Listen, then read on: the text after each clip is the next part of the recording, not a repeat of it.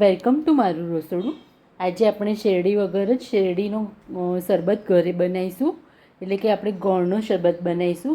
ગોળ શેરડીમાંથી જ બને છે, તો આજે આપણે ગોળનો શરબત બનાવીશું. તો ગોળનો શરબત બનાવવા માટે મેં દેશી ગોળ લીધો છે 1 કપ. એને મેં અડધો કલાક જેવો પલાળીને લઈ લીધો છે.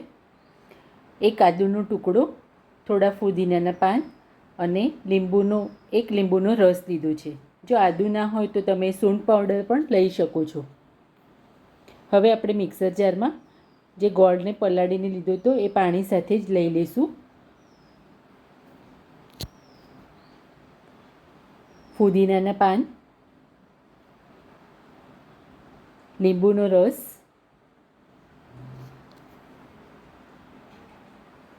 અને આદુના ટુકડા મિક્સરમાં આપણે ક્રશ કરીને લઈ લઈશું. તો આ રીતથી મેં ક્રશ કરી દીધો છે. હવે આપણે એને ગાળી લઈશું. તો આ રીતથી હું ગાળીને લઈ લઉં છું.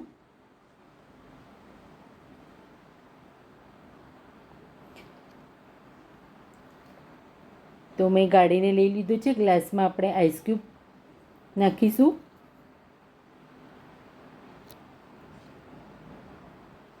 થોડા ફુદીનાના પાન નાખીશું અને હવે આપણે શરબતને સર્વ કરીશું.